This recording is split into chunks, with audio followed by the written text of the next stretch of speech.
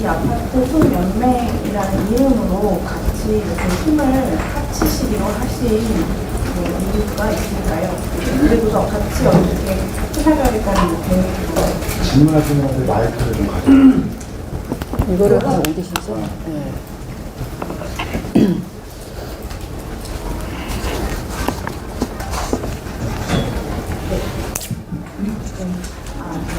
서울시민 유수하고요. 아무래도 아파트 공화국이라고 할 정도로 아파트에 대한 정책만 쏟아지다 보니까 눈치스를 많이 봤는데 이렇게 레지던스 연합회, 오피스 연합회, 임대인 연합회 이렇게 뭉치게 되는 계기가 무엇이었는지 자세히 얘기해 주셨으면 좋겠고 또 이 총연맹이 본인적으로 이제 어떤 목표를 가지고 활동을 하실지 좀 얘기해 주시면 좋겠습니다. 비아파트, 그러니까 이제 보면 저희 이제 주거 시장에는 다양한 이제 주거 상품들이 있지 않습니까? 그런데 그 건축법의 또 특별법 성격으로 볼 수 있는 주택법을 보면은 말이 주택법이지 아파트법입니다. 그거는 모두 다들 인정하실 거예요. 그런데 이제 아파트라는 이 정형화된 틀 외의 주거 상품은 이제 뭐 너무 새로운 이래 그 주거 상품에 대한 인정도 없으면서 또 동시에 그 전에 있던 그 기존에 존재했었던 이미 훨씬 더 전통적으로 존재했었던 주거 시장도 있고 그 생태계가 있는데 오로지 이제 아파트에만 이렇게 모든 정책들이 집중되고 이렇다 보니까 저희들에 대한 이제 그 정책들은 전부 다 뒤로 밀리는 것 같아요. 그러니까 이제 아파트 같은 경우는 과세 체계부터 시작해가지고 관리 방법 이런 것들이 전 세계 어디를 내놔도 이것처럼 소비자 보호가 되고 임대인 임차인 보호가 되고 뭐 이렇게 되는 시장이 없는데 나머지들에 대한 것들은 보면은 너무 이제 중구난방식이었다는 거죠. 이제 오피스텔만 하더라도 뭐 건축 기준이 몇 번 바뀌었는지 20몇 번 바뀌었다고 하던가.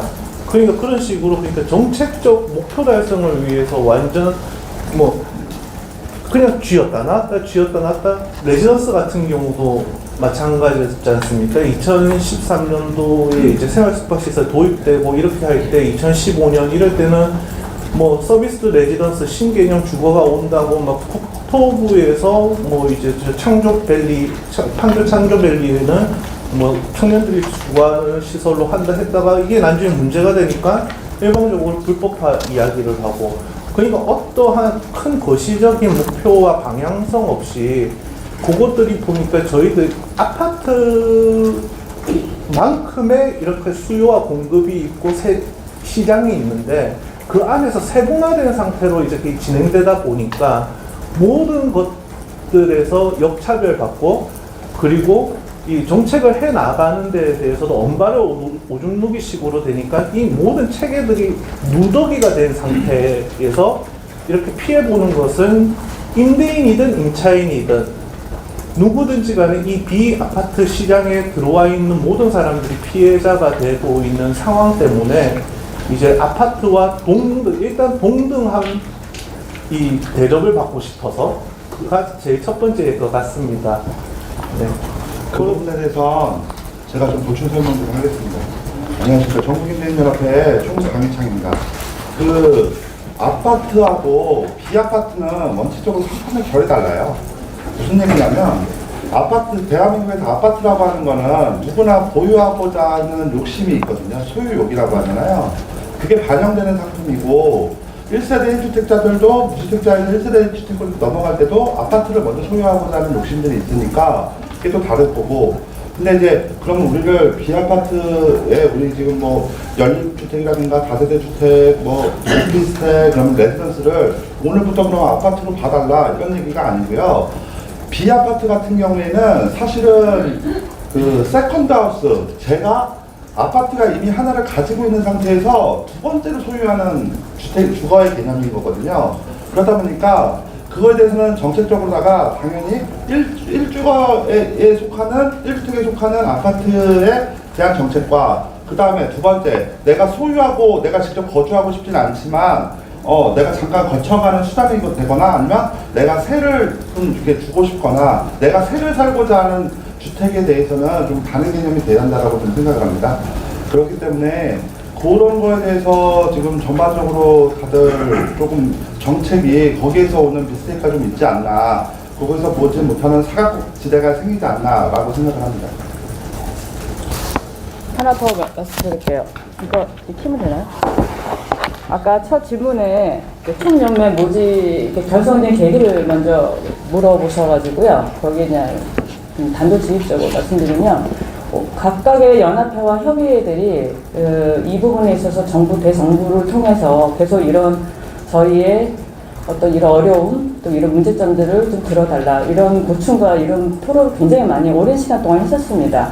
예를 들어 오피스텔 협의회 같은 경우는 3월달부터 금융위원회 또는 이제 국회를 통해서 계속 국토부 관계자 또 금융위 상임위원 계속 이렇게 만나왔었어요.